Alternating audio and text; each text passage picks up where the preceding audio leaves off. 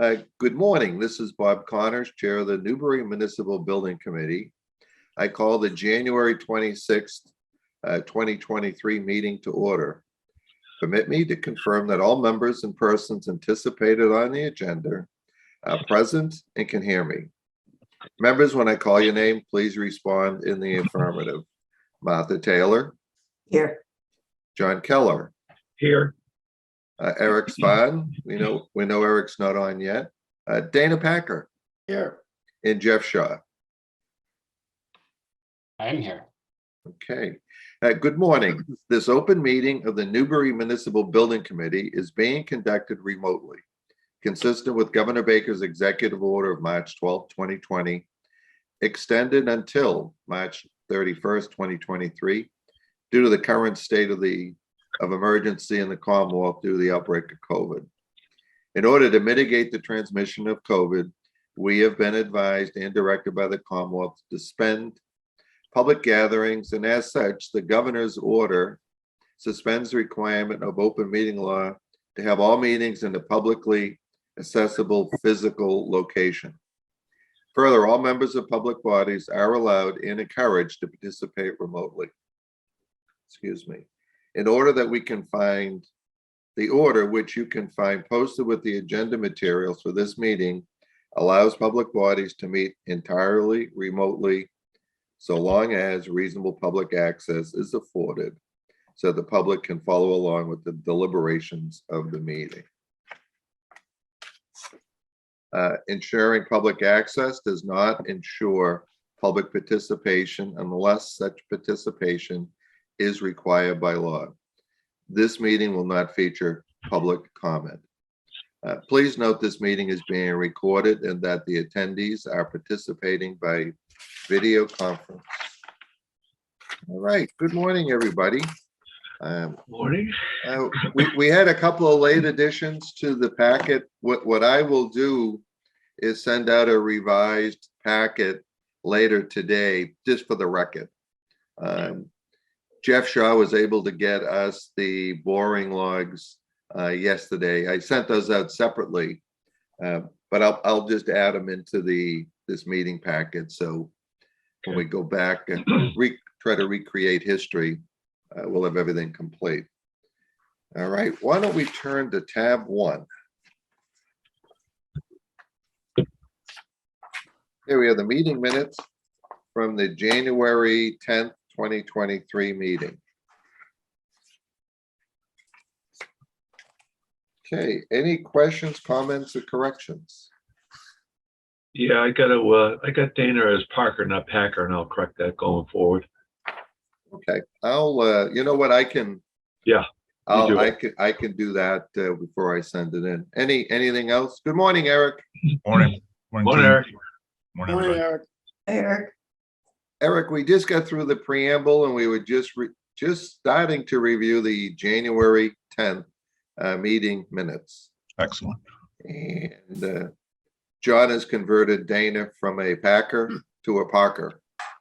Well, it is winter time, Dana, so you probably need a Parker for Not in Aruba.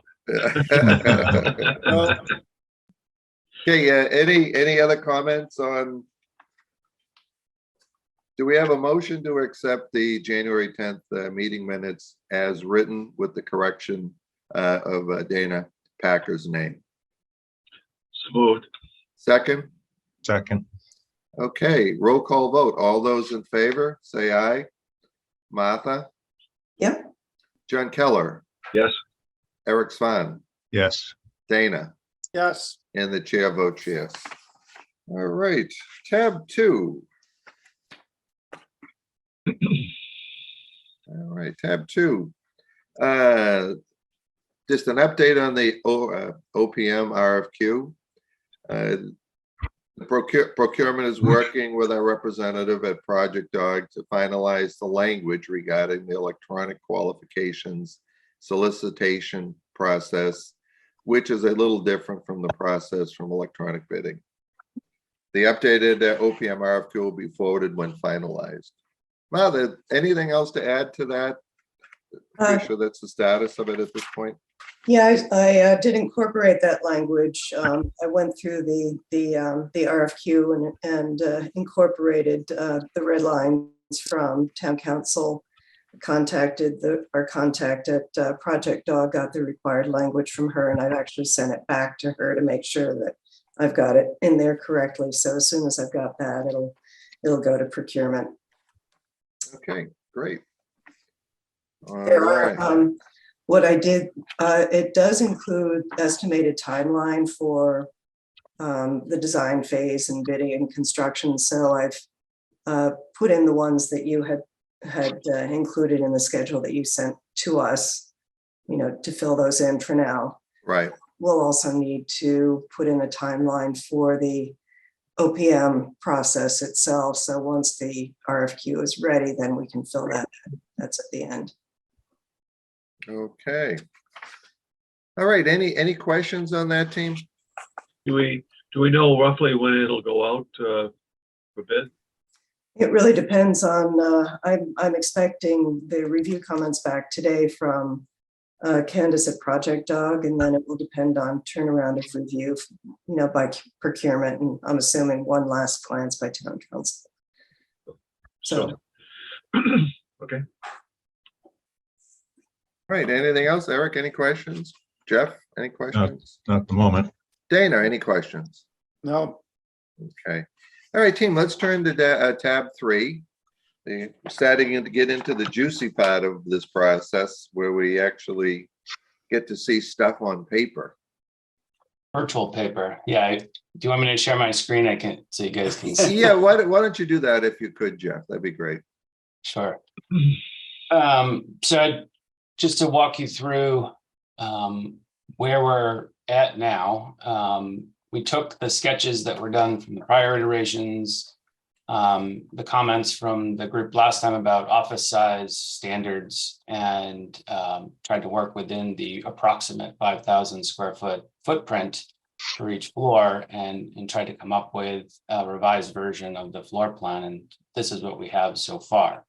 So this is not, other than sharing it with the group the other day and Bob sending it out, I haven't gotten any comment from anybody. So one of the things we'd love to do is get comments back, particularly about functionality and space sizes of things, to make sure we have enough space for what's going to be needed in the floor plans, as well as if we're missing any desk space, office space, that sort of thing.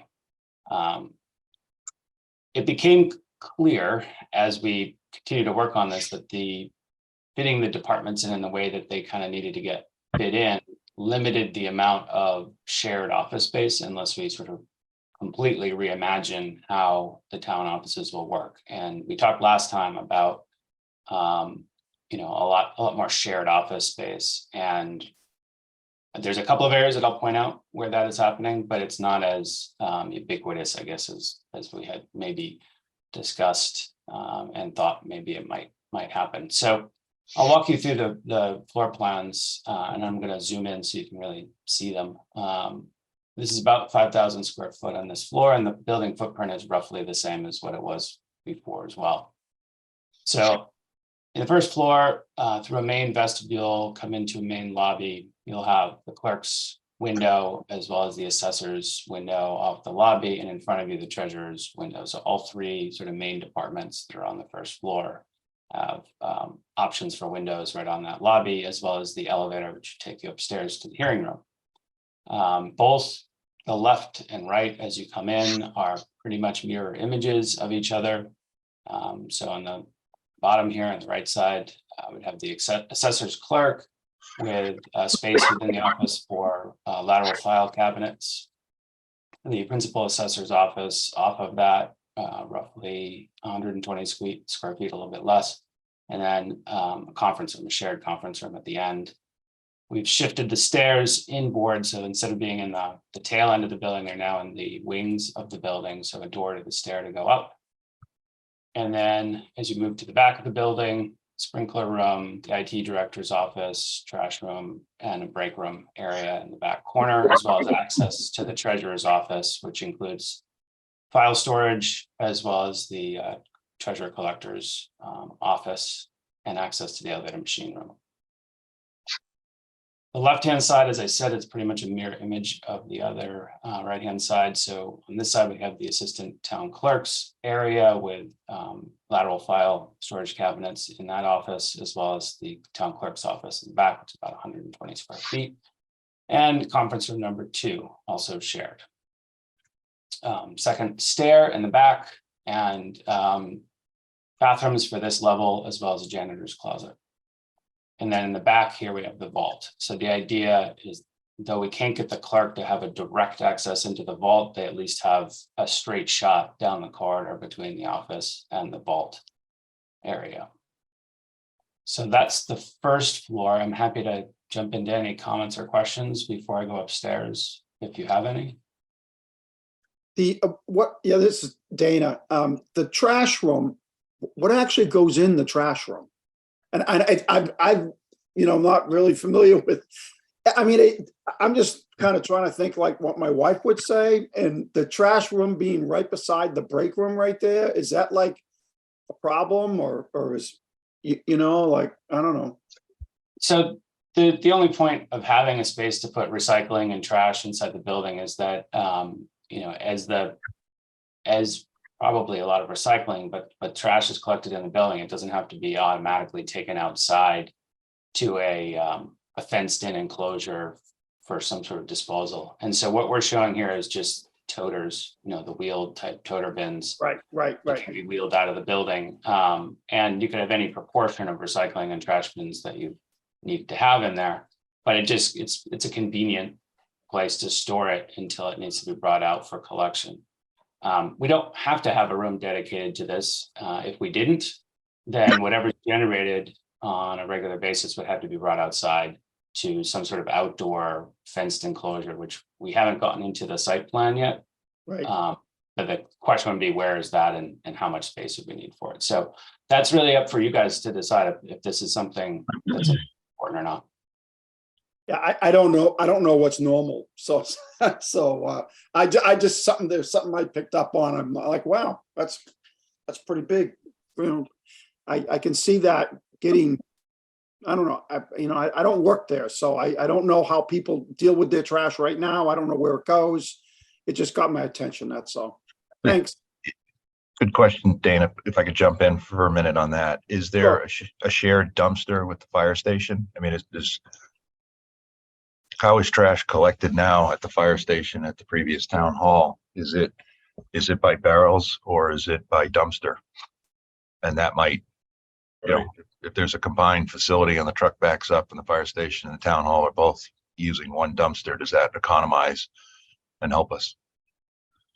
We had one dumpster for trash and one dumpster for recycling.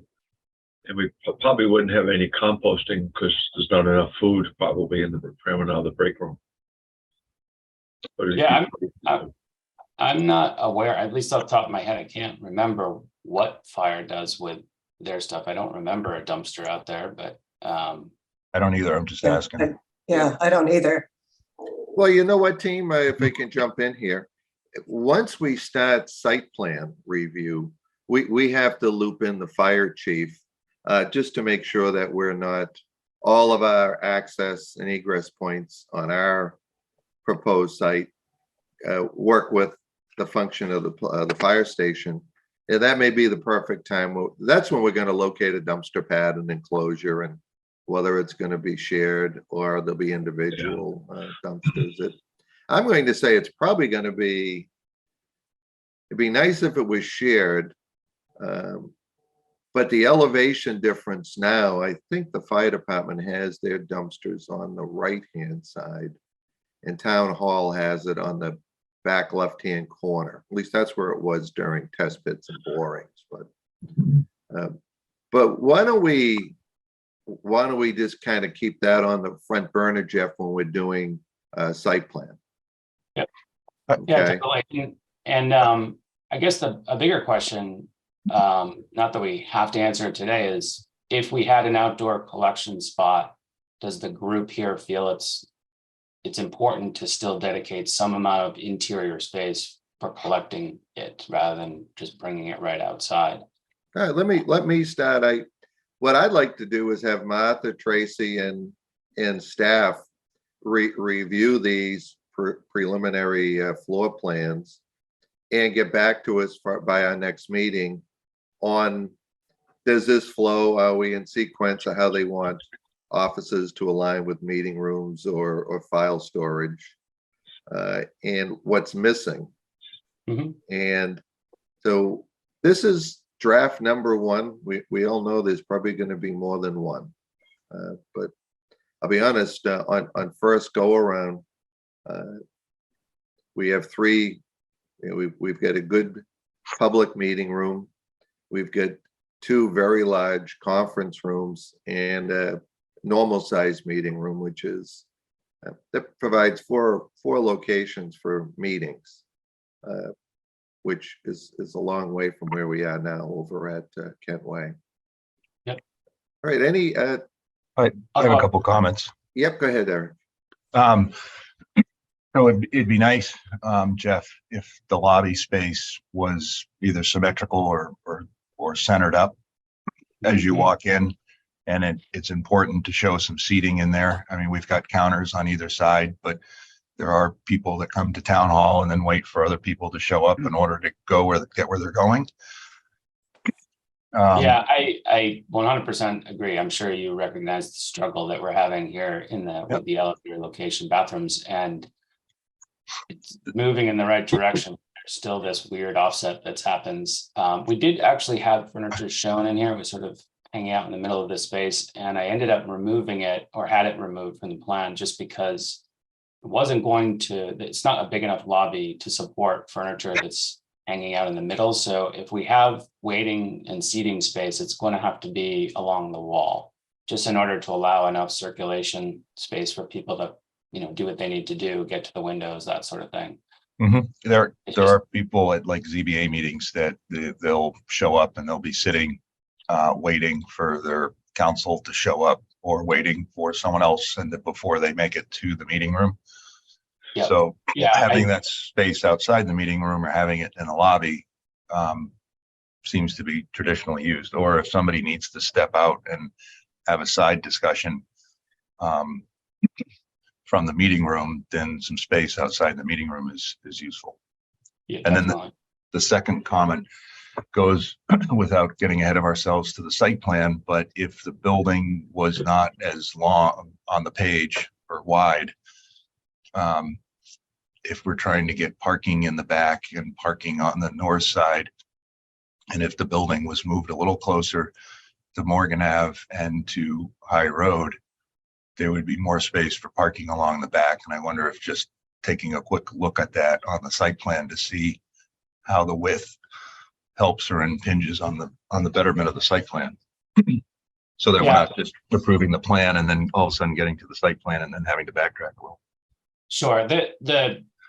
Just to refresh people's memories, I don't have the site plan to throw it up here, but we did have a sketch site plan that proposed this shape of building and still was able to accommodate a double loaded parking lot behind the building. So on the right-hand side of the building, as well as the other side of the building, the north side of the building.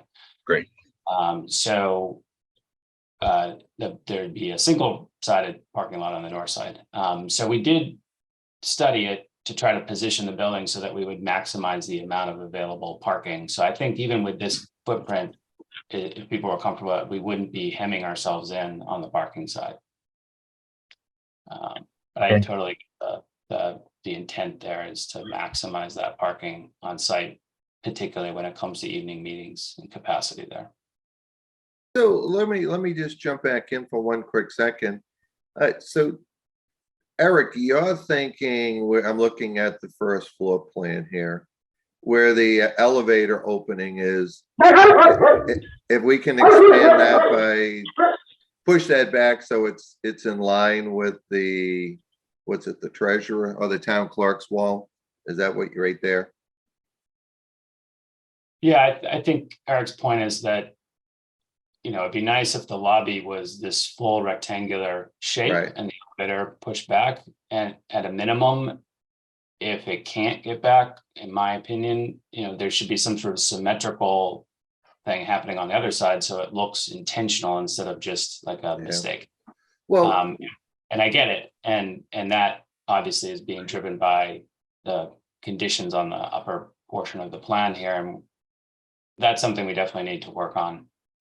what I'm going to suggest, Jeff, is let's keep in mind as we're awaiting other comments from Tracy, Martha, and staff, that if you're at about 10,000 square feet, we've been using 10,400 square feet. We're going to get it right.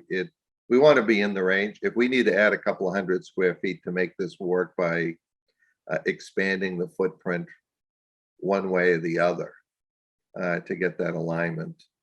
Yep. I mean, Yeah. I I just was a comment, another way of doing it, the treasurer collector's office there, you could run just a buffer wall off of that corner to narrow up the entrance going in to see the treasurer's window. And then on the back side of that, you could actually add chairs behind that. I don't want to call it a half wall, but just, make it more look like a hallway with chairs behind it. Yeah, and I think that, but you guys are sort of headed on the right track. There's still a little bit more work that needs to be done to make this into the best possible plan. And I was really hoping, Bob, you would say something like you did, which is, now that once we figure out if this is a functional plan and it has the space necessary for the functions of town hall, we still have to make sure that it works as a good architectural design, that people flow. It works through the building. There's enough elbow room when there's a hearing happening that people can spill out of the hearing and mill about on their way out of the building and not feel like they're in a cattle chute. And so I think there's some potential, like you said, Bob, to make tweaks to allow that to happen in the best possible way. yeah, I mean, Jeff, I think you've done a great job trying to stay within the 10,000 square footprint. But at this point, maybe our focus should be more on flow and layout and, obviously having more of a lobby appearance on our main entry than, I guess, for lack of better terms, but having it be more of a hallway. So you've got that, you've got that, Eric. I mean, you've got that, Jeff. The other comment I'd like to make, and it's harder to do without the site plan, and that is, if you imagine that in this area over here, there's a lot of parking. Anybody coming to the building from that side, you parked your car and you're coming to the building from that side, but have to walk all the way around the building to the front door or sneak in one of these side doors. So there's no entry from this end of the building to the lobby. We're purposely not doing that because that would cost us a lot of space to do that, to have, a lobby that runs all the way through the building to allow you to get in. But there's really no main entrance. In fact, the only door, we didn't show windows, of course, but the only door on this side would be the service entrance for like trash. So it's not the most welcoming presence on the parking lot side of the building. And I bring that up because I think at this early stage of the plan, making a value judgment about how you want people to approach the building and whether or not it's important to have sort of an entry from this side as well as the main entry from the other side from High Road is an important design consideration and will drive the configuration of the building in a significant way. So I'd love to make sure you heard that comment and if you had any reactions to that, we could discuss that too. Eric, Jeff. why don't we start with you? Yep. A preferred entrance would be off of Morgan Ave. So if that stair on the bottom of the page and that exterior door could be made a vestibule so people could walk straight in and enter into the corridor. And if the stair has enough clearance in terms of the mid landing, could that third window be a door so that the stair exits out and you don't have to enter the stair in order to enter the building? And so people who are parking anywhere along Morgan Ave or High Road for a real busy event would come to the front or would come to that door. And then the other two doors to the stairs would be labeled as exit only. Okay, yeah, the way the stair works, you wouldn't be able, you don't have enough headroom to get out on this Yeah. side, but we certainly could incorporate the exit from the stair into, a vestibule And- on that end of the building. And how does that work for security concerns that we're not, I mean, are there any doors in the corridors that limit people from, because the public room is upstairs and inspectional service is upstairs, then the corridors are just open to the public, period? Well, Yeah, we could electrify the lock sets, for, that could be on a schedule when the building's open, obviously. Mhm. And then there'll be crash bars on the inside, obviously, because of being an egress. Yeah, I mean, I think, keep in mind, guys, the police station's only public entrance is at the front of the building. And all the parking is on the side and behind. The staff do have that side entrance that they get in and they card swipe. And possibly maybe what we do is that back door for trash, that could actually be the employee entrance. And whether we call that the trash room or not, that might just be a way in, Jeff, as you brought up originally, where that's on a card swipe. So employees, we're probably getting a little about out over our skis at this point. But I think identifying these points are good. But yeah, I mean, utilizing both stairway exits and that back door. I would suggest, Jeff, that we see if we can optimize those 3 points as entry points as well. Sure.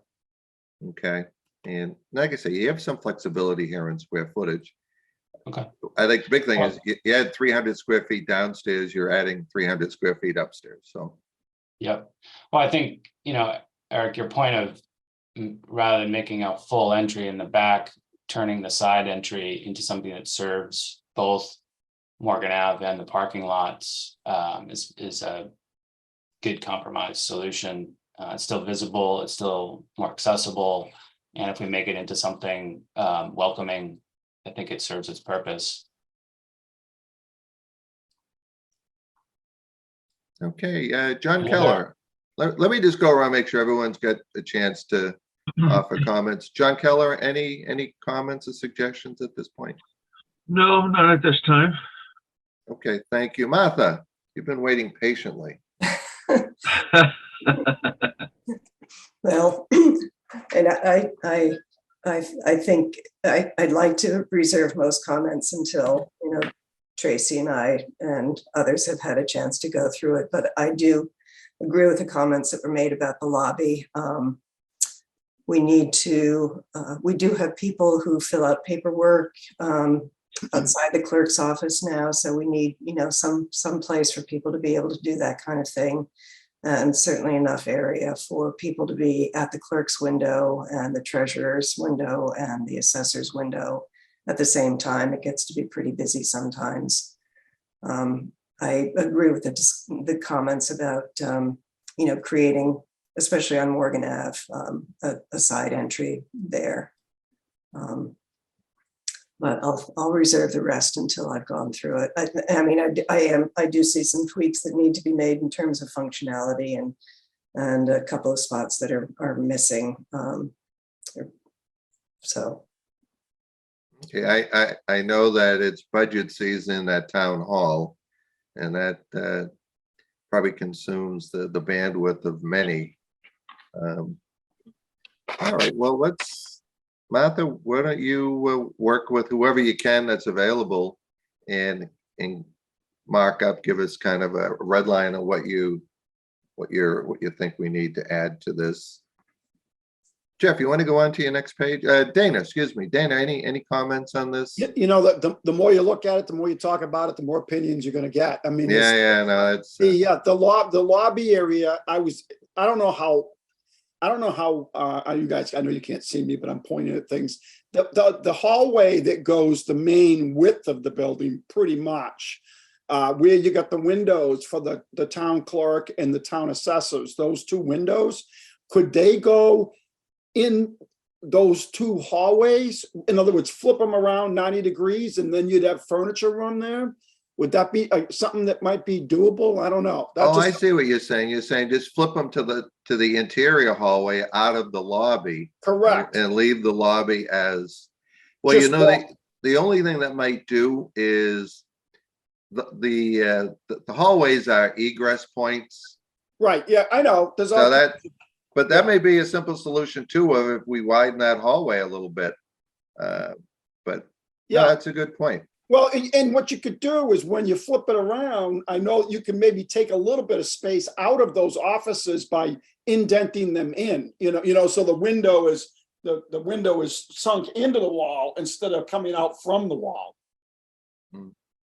Mhm. Just an Okay. idea. Yeah, no, listen, this is the stage where we want to talk about all our ideas now. Because once we start pouring concrete, ideas become very expensive. Yeah. All right, if anyone, why don't we move on to the next floor, Jeff, if you would, second floor. Sure. So up at the second floor, start in the middle of the plan, on the elevator and sort of a lobby area.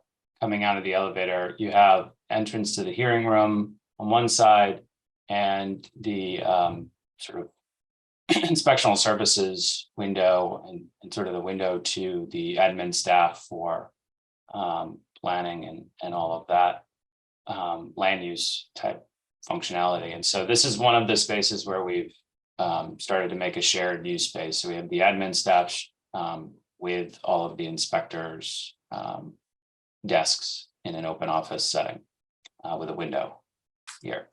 There's also the building commissioner's office that's directly accessible from that space. Moving up the corridor, we have DPW director, the health director, and the health inspector, health agents offices. And in the back corridor, we have planning director, conservation agent, and the printing and mail area. And then in the other wing of the building, we have a smaller conference room, the accountants and the town accountants area, and then at the end of the corridor, the executive assistant and town administrator's offices in the corner.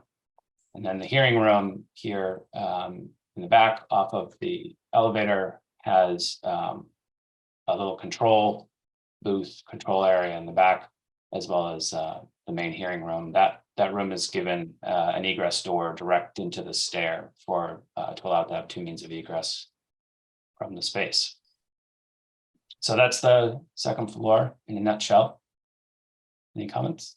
All right, Eric, any comments on the second floor? Sorry, I was on mute. No, not at this. Okay. John, any comments at this point? No, looks good. I noticed Martha has a nice corner, big office.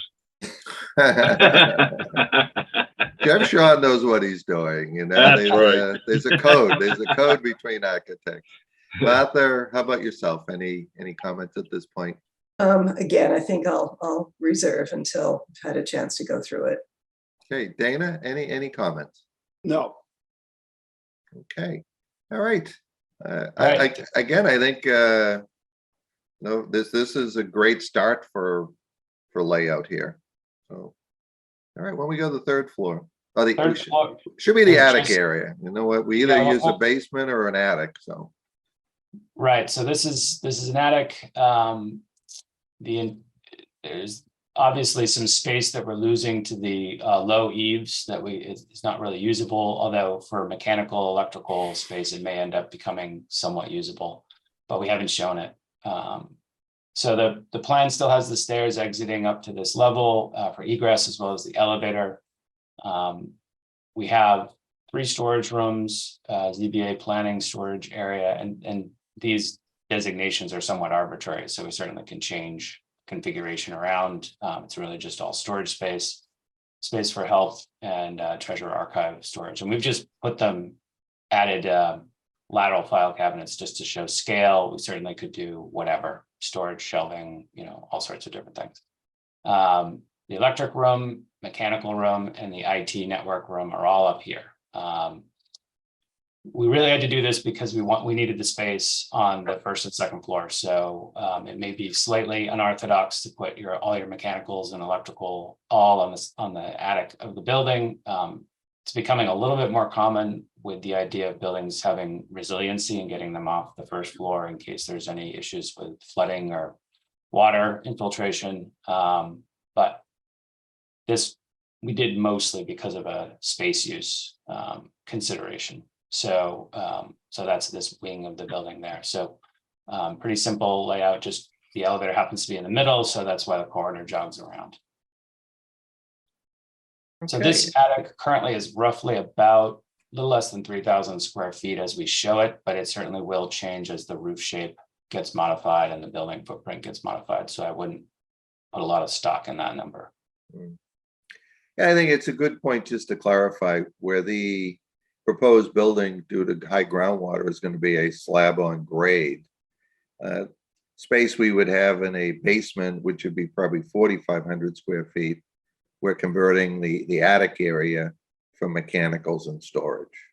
Right. So I think it shouldn't be mistaken that we're adding 3,000 square feet. We're recapturing about 3,000 out of 4,500 square feet of a basement area that we no longer have by utilizing the attic. All right, Eric, any comments? Just the general storage room. I mean, is there general storage now, Martha, at Town Hall for any other commissions or committees that need to store stuff? You mean above and beyond?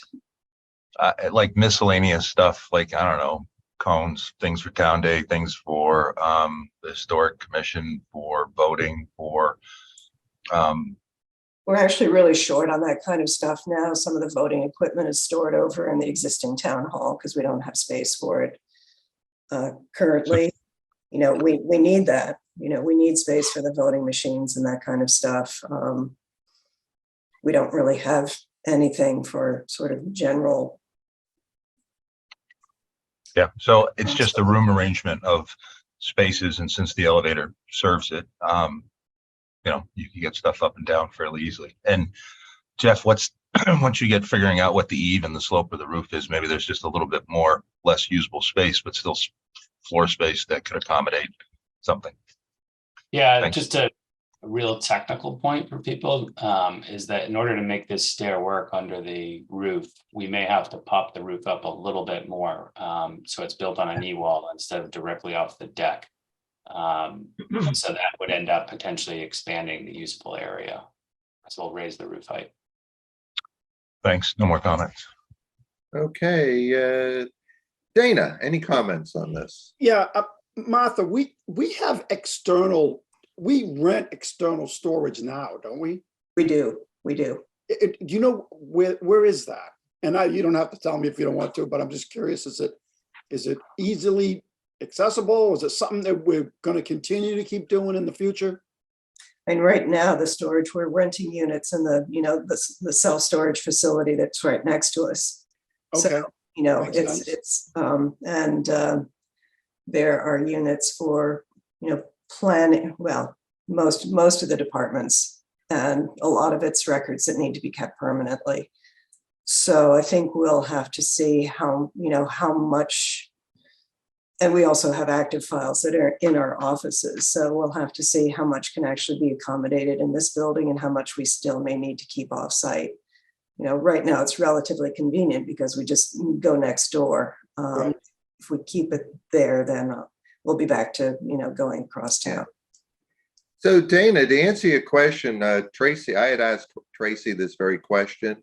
Right now, we rent 2 10 by 20 units, 1 10 by 13 unit, and 1 5 by 9 unit.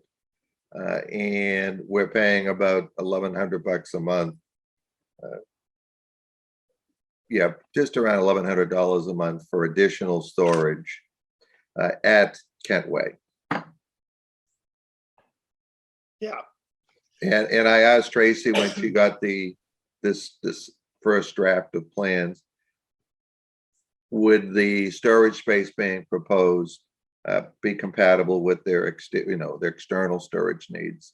And again, the town administrator is up to her eyebrows and in doing budgets, but she, at a quick look, she thought that it was going to help alleviate some of that. Maybe not all of it, but that will come back with review when Right, Martha and has I'm a not, chance I'm to not do that. proposing that. No, it's a good question, Dana. That we should add, I don't want to, like, for example, a lot of the stuff that you're talking about, I didn't even think about it, like, Newbury Day and all the events that we do, like the voting booths and all that stuff. You probably don't want that on the third floor of this building anyway. You want to be able to pull a pickup truck up to someplace and load it all up and drive away and then bring it back and offload it, so. Yeah. Filing, do we have excess filing here in this building versus what we have in Byfield? Is because I don't know anything about that either. Like the archive room looks pretty huge to me, so could we incorporate the files that are off-site into this building? Do we have room for that? I think part of the goal is to try to consolidate it just for the ease of access for staff, rather than having to determine what container what you're looking for may be, and then how many boxes do you have to move before you get to the file box you're looking for. But again, that's all part of the programming needs process. Jeff, why don't you just give us a quick review of what you've done so far. You've already gotten the programming needs from the town on this, which included file storage and items like that. Why don't you just give us a quick update on that? Or are you awaiting that, I guess, is the question. So we've had a lot of discussion over the past couple of years about what's going to be going into this building, and the discussions just really focused on the actual departments in the building in terms of their storage needs and what components that they would need. I think the other piece of the discussion, which was pushing the building to larger square footages, is incorporating things that the town has in other spots into this facility. And I guess the basis that we've been going off of is that, if we can get all of the core functions to work in this building for roughly the 10,000 square feet, then the bonus is the attic space and what else can we fit essentially into that space. And I think the way we're attacking the problem is from the standpoint that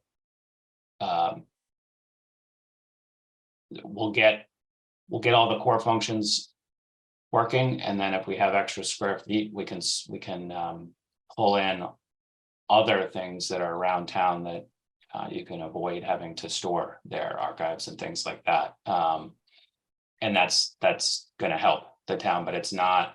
The original intent wasn't to try to take everything and bring it into this facility. I mean, I guess I should say that that's where we started, and we made a building that was potentially not affordable for the town. It was really big, so we had to divest of some of those things. But if we can take advantage of the attic space and maximize what we can fit in here, I think that's the best case scenario. I mean, I think there's also the possibility when we have election days, those sandwich signs get put out by somebody. Is that the DPW staff or is that the town clerk? I'm thinking it's DPW. Might be just as easy to have a storage area at the DPW barn. We do have some space. If they're going to be the parties digging this stuff out and delivering it to the area of need.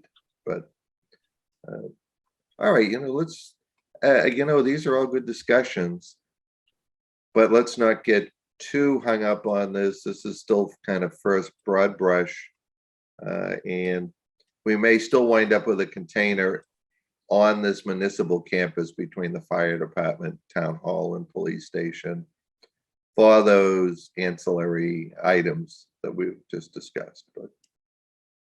All right, Martha, any comments on this level? Not at this time, no. Okay, John Keller, how about you?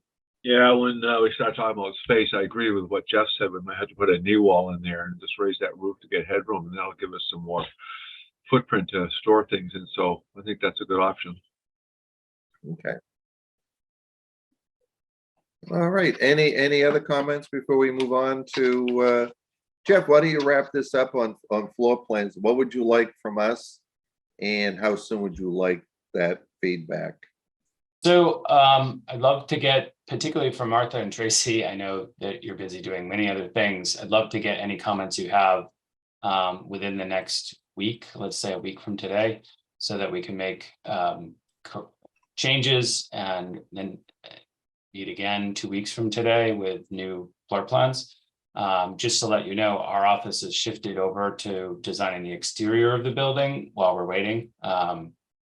Doesn't prevent us from changing some things on the exterior, but like, making the building slightly larger, but still, we want to take advantage of the time that we have. So there was already a rendering prepared of the building of what it could potentially look like. So we're just using that rendering as a basis for how we're modeling the exterior of the building and starting to get into a little bit more of the details, like I said, about how the stairs work, the roof works, and making sure that what we've got is a credible thing. We've also engaged our engineering team to start to prepare their analysis of the conceptual facility and what the structure might look like, as well as the MEP systems in the building.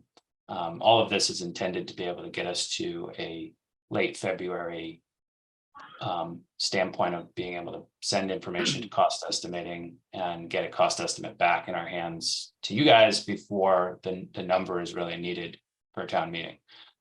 So we have time to make decisions about floor plans and the design, but we don't have a lot of time. So I'd love to have a meeting again in 2 weeks to talk about things and get the comments in about a week. Jeff, if I can jump in with getting the MEP started with, are they going to do a basis of design narrative? So the intention that I have for them for this first phase is just to get narratives from the MEP engineers onto what systems, like basis of design, as you say. I do want to get a little bit more from the structural engineer, just in terms of, how they're proposing to structure the building. It's planned on being a wood frame. At least my intention was to make it similar to the police station, a wood framed building. But I want to make sure that type of information is a little bit more specific, so the cost estimator is basing their estimating information off of more of a reality than conceptual for them. Now, I will say, one of the things that we did not include in our proposal is to do a life cycle cost analysis of multiple different HVAC systems. And the engineers are prepared to do it at a cost, obviously, but they're prepared to do it in the timeline that we have. But I would like to hear from the group if there's a reason to do that or not. I can probably tell you it's going to turn out that that they'll say the VRF system is going to be the cheapest, best system you can put in this building. Just from doing so many of these buildings recently, they're roughly about this size, kind of office type buildings. That I can tell you right now, I'm 99% certain that will be the answer. But we certainly could do it. But I didn't intend on doing it for this building, just because we had experience with the police station. And I think, Bob, you and I talked early on about generally where we would head here. I was just curious about meeting the energy code today and for the future. And, now savvy owners are starting to talk about going all electric or, planning ahead. And yeah, I think the real decision point is with a VRF system, which would be able to do heating and cooling. What the engineers would probably recommend is that there's also a supplementary heating system. So if you lost VRF or something like that, you'd still have some sort of resistance type heat or in-tube type heat. So the options there become either a gas-fired boiler, high efficiency condensing type thing, or an electric boiler if you want to be all electric or no fossil fuel. And certainly with the energy code, regardless of which way we go, we have to plan the building so that it can in the future become all electric. That's a requirement. So regardless of if you said to me today, we want a gas boiler, which we could do under the current energy code, we would still have to plan the electric system in the building to allow you to be able to swap that out for an electric boiler in the future. And with the energy code being updated every 2 years, is that coming up within the cycle of us finishing CDs and issuing for permit? Well, depending on how rapidly we go, we're in neck and neck with the state on the newest building code and energy code that's coming out this year. In fact, it was supposed to come out so that it was promulgated January 1st. That didn't happen, but it's imminent. And we know, because we've seen all the drafts, what it contains, and we're planning things appropriately to meet that code. That's actually quite a bit of change from the prior energy codes, particularly on the stretch energy codes. But That's where I was headed with the question, and I think there's no concurrency period this time because of the previous delay with the last one. yeah, and so we're planning things assuming that that's the code we're going to be permitted under. Okay. Thank you. Okay, any other questions? Does geothermal have a value here for this building?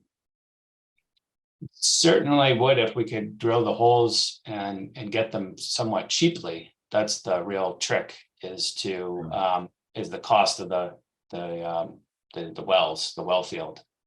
And until you actually do a test well, which is a bunch of money for that, you don't really know the answer to that question unless somebody really close by has already done one, and you can use that data. But it's typically, for this size building, it typically doesn't show a cost savings, ultimately on a life cycle cost basis. It's certainly the most efficient way to operate the building, Correct. but it's that first cost of the well field that you got to overcome. Yeah, if you get deep wells, it's one thing, but if you can't do deep wells, then it does get more expensive. Mm-hmm. Okay. Dana, any questions? No, I love the all the options because I think they're all good options. Is there natural gas on site? Yes, there is. There is. Okay. Martha, any questions at this point? No. Okay. So previously, Jeff and I had talked, team, and we when we were talking about potential for a new town hall, we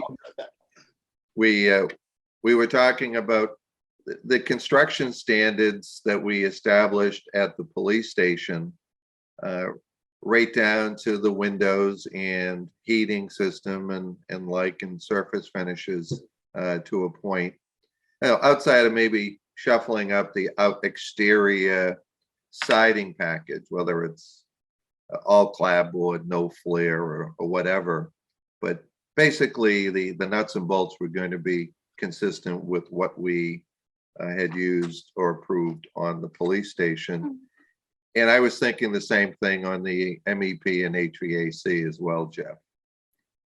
Subject to the code updates, but. Yeah, I know we talked a little bit in detail about giving this building a little bit more flexibility than the police station had in terms of the system that we got and the humidification, dehumidification aspects of it. Yeah, I think the big thing on the outside air dampers that they be all automatic, they be motorized, so that one of the things we have issues with today in a lot of buildings, team, is that the outside air requirements are during high occupancy periods are almost 100% outside air, which actually is very costly to temper and get up either to chill or to heat. But the traditional way of dehumidification of running it through your air conditioning systems, very hard to take in 80% outside air 100% of the time and then get that down to a relative humidity in the 50 percentile. Being able to have the outside air dampers be on a cycle where that at night when you have no occupancy, that outside air could drop down to whatever the limits are, 10% or whatever, and keep up with what we have for heating or dehumidification. That's the real challenge now on dehumidification. But all right, anything else before we move on to tab 4, which is schedule? All right, when we turn to tab 4,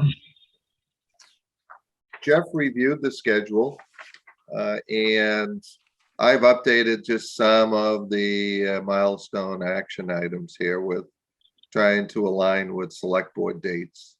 Why don't we just take a look at this?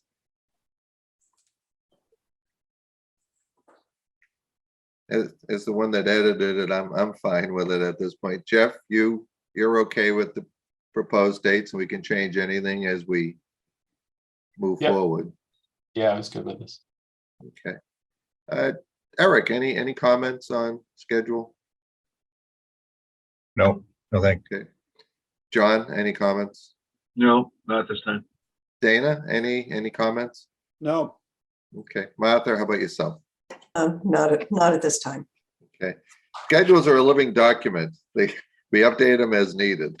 But right now, we're still on track to, if you look at items 19 through 24, those are the real critical milestones to see if we can get this before town meeting this spring and before the voters this spring as well.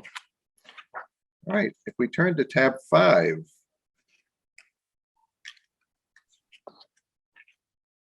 Okay, we had, good news is we had on Tuesday, the January 17th, New England Boring Companies were out.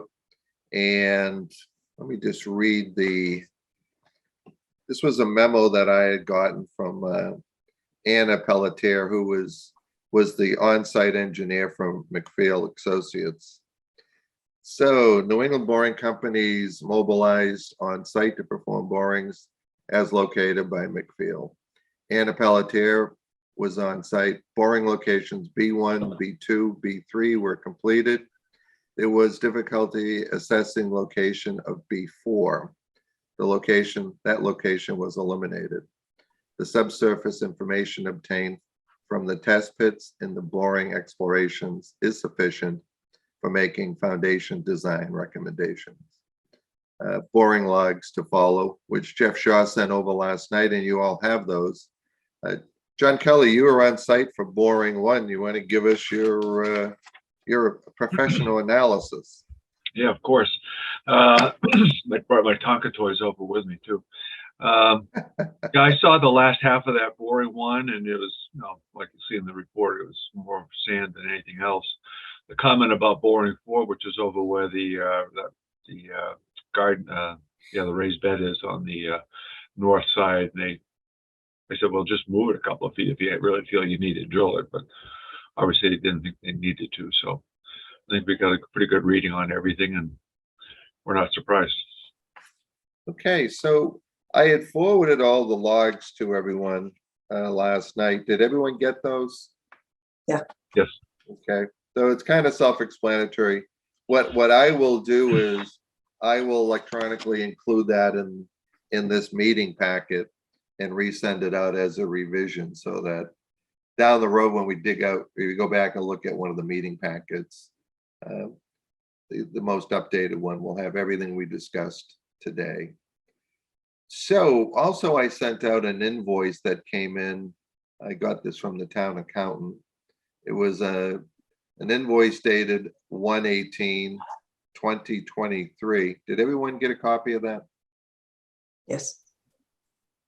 Eric, did you get a copy of that? Okay.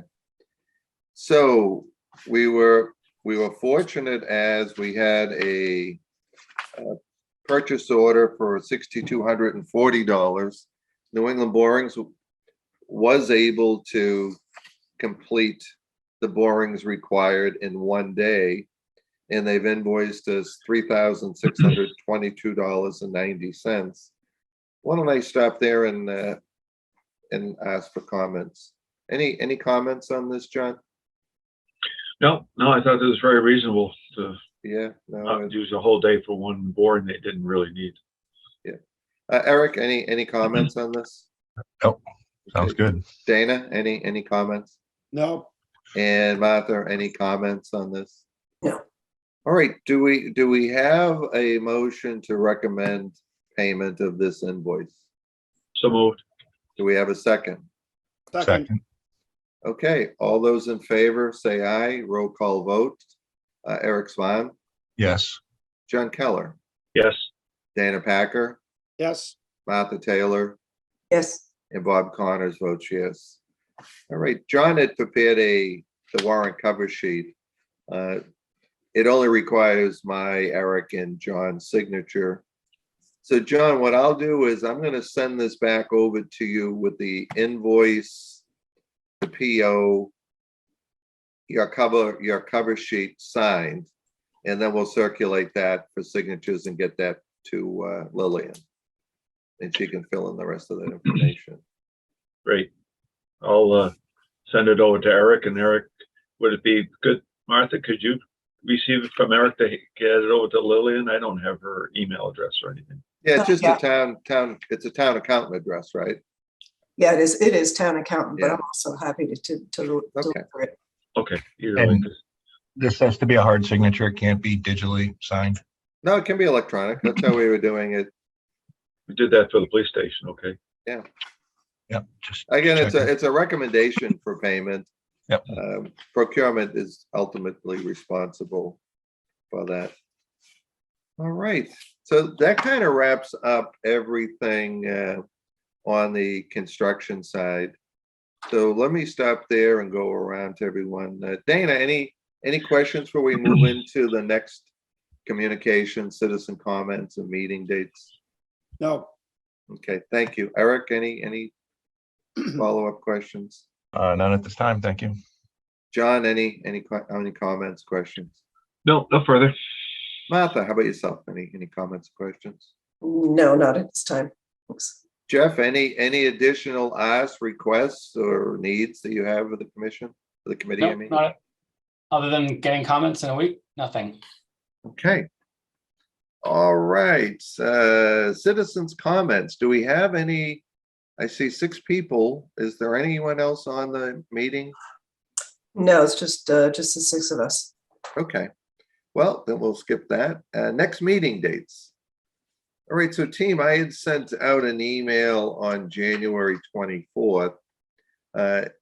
Eric, we're very sensitive to your schedules, and what I did was I just identified dates on Monday and Thursday for the next half a dozen weeks to see what would align with you. For whatever reason, February 20th, I didn't realize it was even a holiday. No one's available for the obvious reason. So what dates work for you, Eric? Everyone else seems to be pretty wide open other than that. Mondays do work better than Thursdays.